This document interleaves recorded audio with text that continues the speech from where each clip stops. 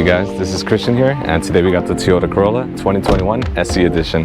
And jumping into some of the specs, this is a MSRP is $22,475, 169 horsepower, yeah, nice. 151 torque, it's got a CVT front wheel drive, and it's a 2-liter 4-cylinder, and it's right under 30 or right around 3,100 pounds, and that covers most of the specs at this point.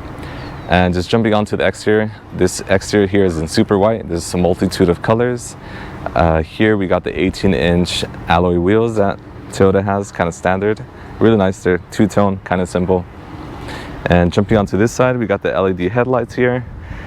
We got the nice front bumper, which I'm kind of a fan of. And this might look black, but this is actually like a gray that you see here. And we'll see that on the rocker panels on the side as well. Kind of quickly just going on to this side, there's not really much to cover. It's like nice and simple car, you can't go wrong, simple styling.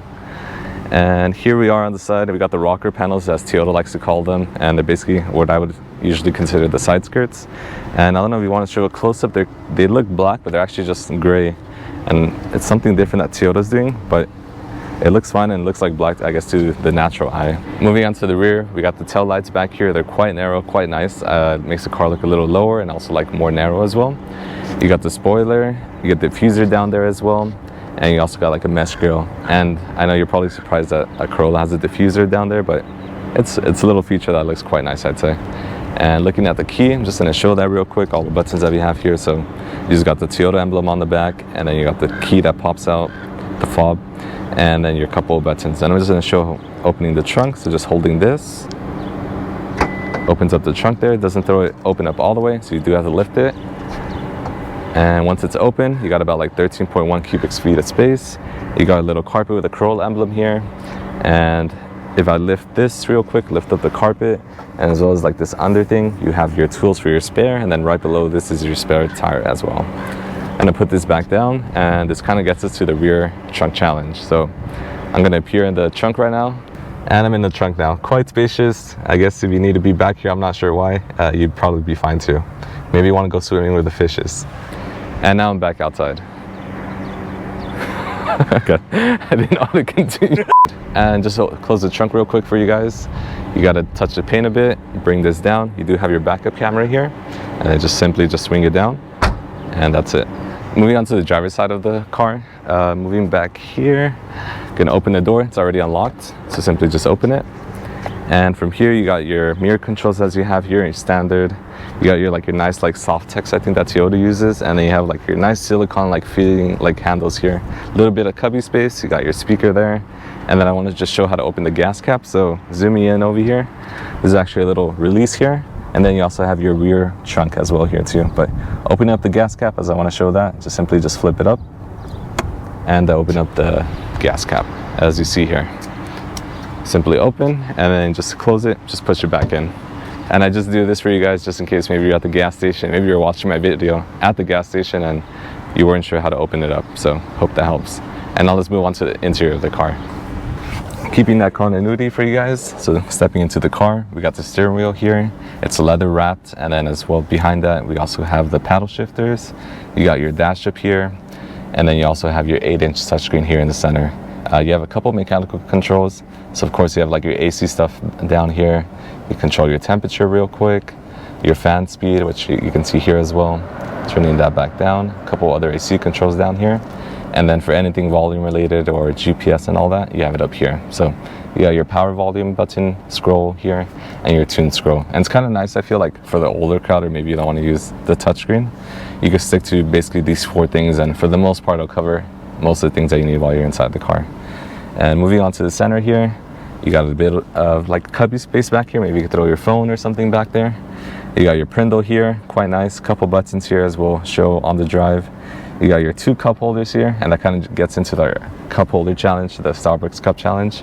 And I got my small one here. Let me just pull that into frame. So that actually fits nicely there.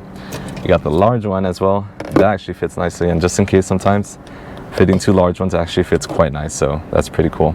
And just in case, final test is I also have my custom stainless steel water bottle.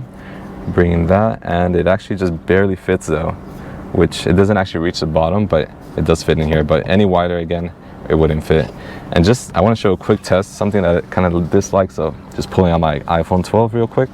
So when I put this in here, it actually doesn't go all the way down, so it's kind of even like if I put it sideways, it like barely goes down, but it's like it never actually completely goes down.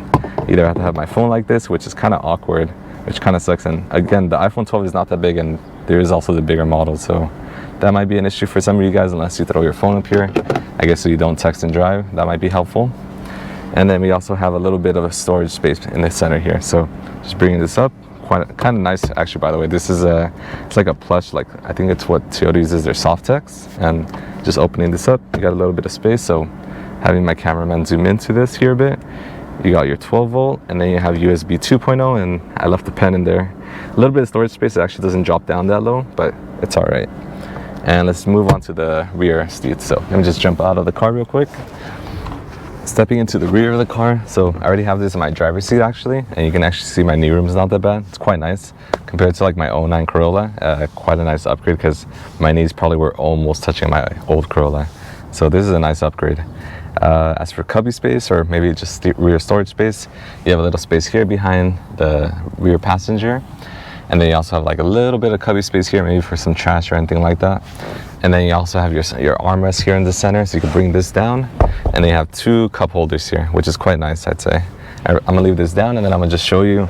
There's actually a little bit of storage back here, at least on the arm, on the door here.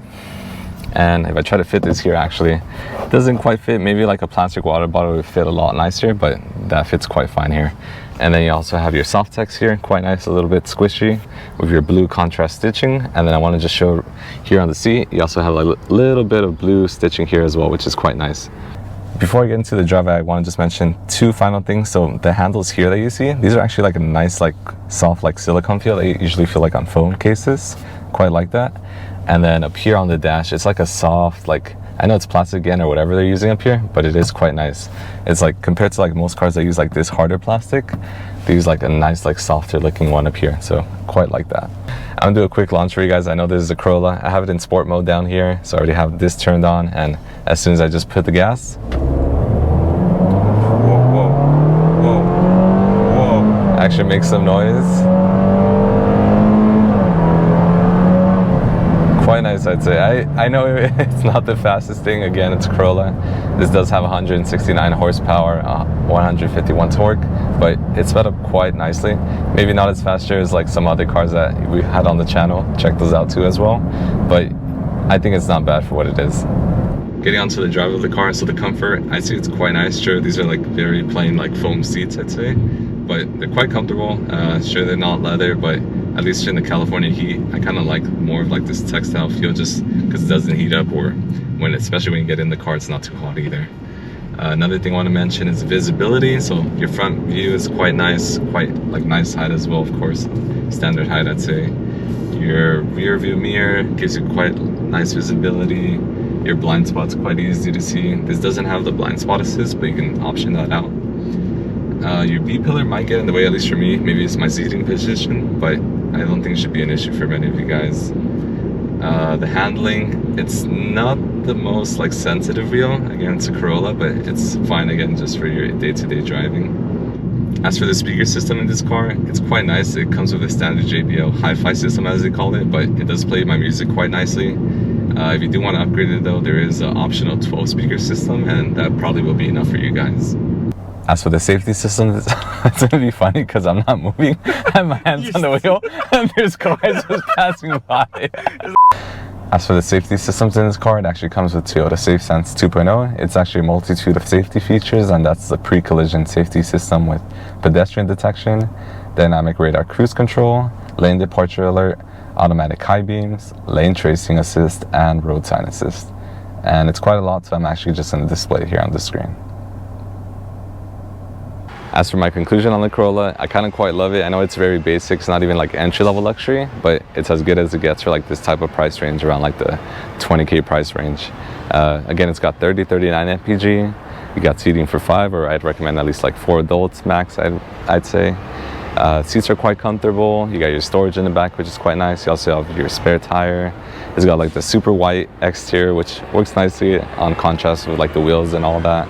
And if you're looking for something like this, nice and reliable, perfect point A, point B car that you don't want to think about, just simple maintenance, I'd recommend one of these.